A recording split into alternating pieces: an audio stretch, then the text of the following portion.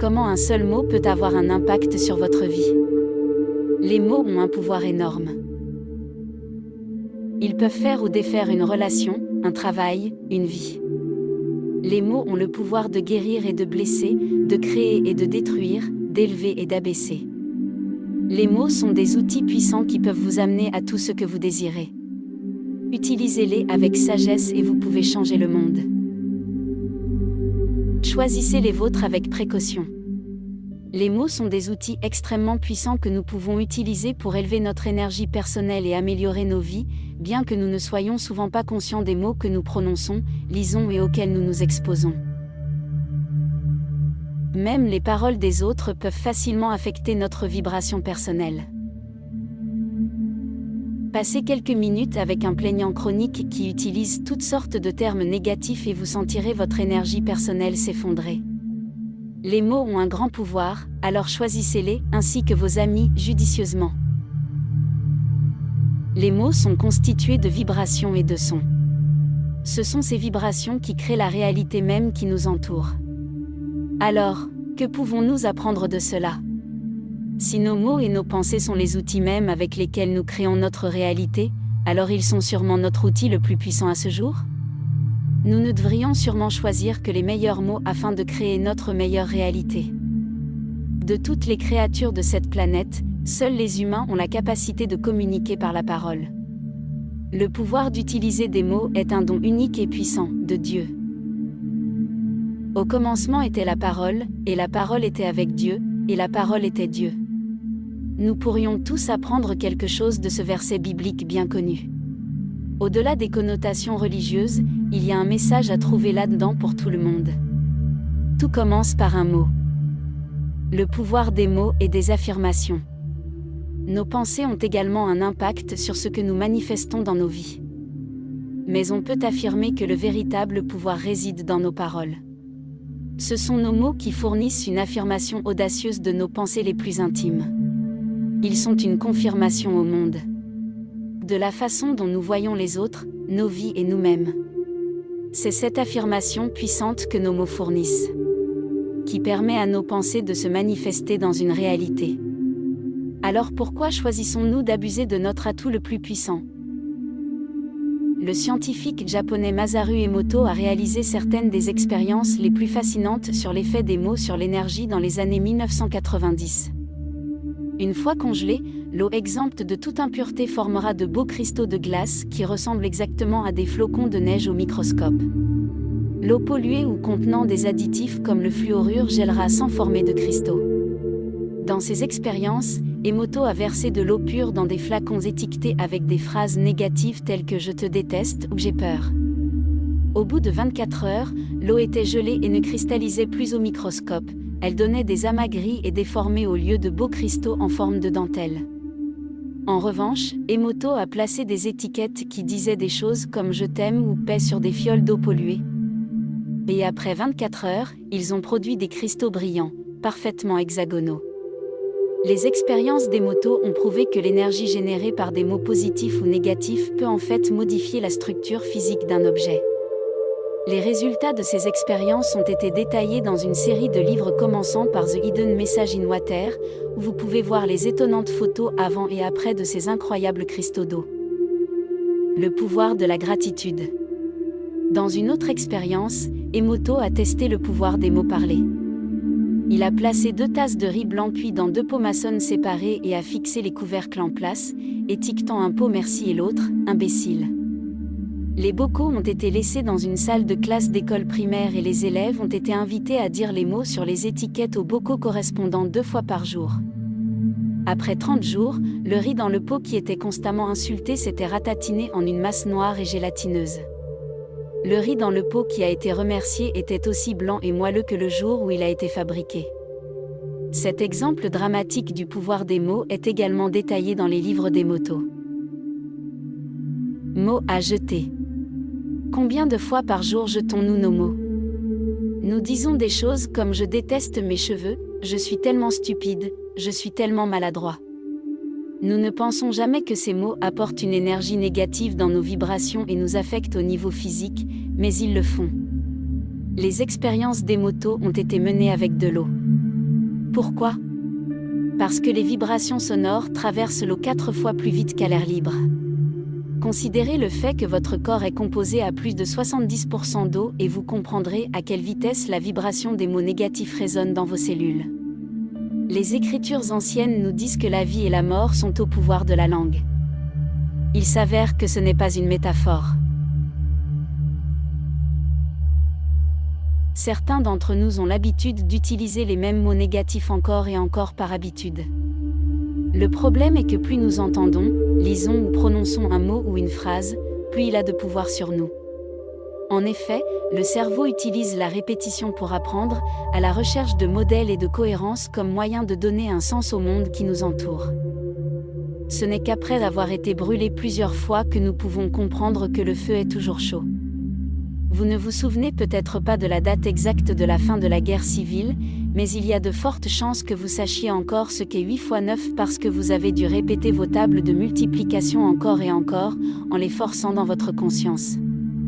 Je suis sûr que vous avez déjà eu une chanson coincée dans votre tête toute la journée et que vous essayez, vous ne pouvez tout simplement pas vous sortir la mélodie de la tête. Ceci est particulièrement préoccupant lorsque l'on considère un phénomène appelé l'effet d'illusion de vérité. Cela prouve essentiellement que toute déclaration que nous lisons, voyons ou prononçons régulièrement est considérée comme plus valable que celle à laquelle nous ne sommes exposés qu'occasionnellement. Étonnamment, cela ne fait aucune différence que l'information soit vraie ou fausse. La seule chose qui compte, c'est la fréquence à laquelle nous y sommes exposés.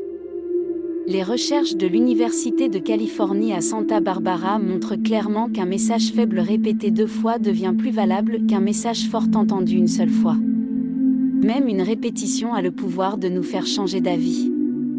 Il en va de même pour les images, qui ne sont que des pensées et des idées concentrées dans une image.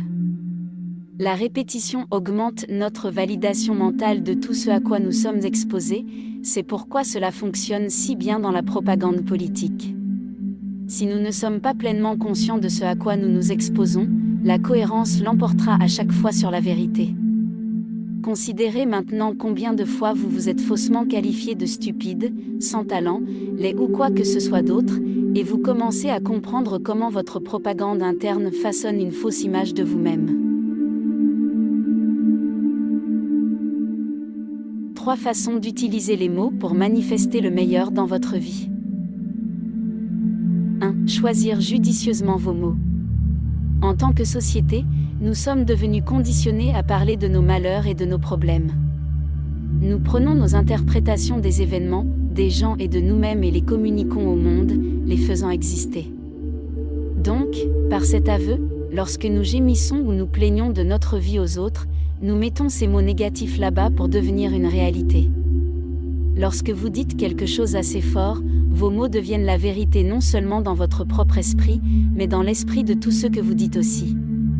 Si c'est vraiment le cas, alors demandez-vous, voulez-vous vraiment dire à vous-même et à tout le monde que vous savez que vous n'avez pas de chance en amour, que vous n'avez pas réussi, que vous êtes malheureux, que vous vous ennuyez ou quoi que ce soit d'autre dont vous vous plaignez?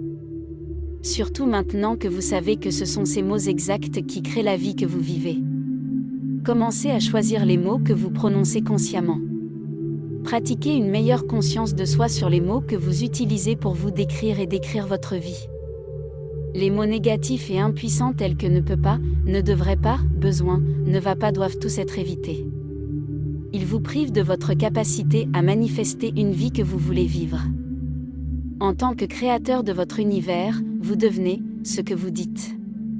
Par conséquent, la prochaine fois que vous vous surprenez à utiliser des mots négatifs, reprenez le contrôle et encadrez vos choix de mots afin qu'ils aient un impact beaucoup plus positif sur votre monde.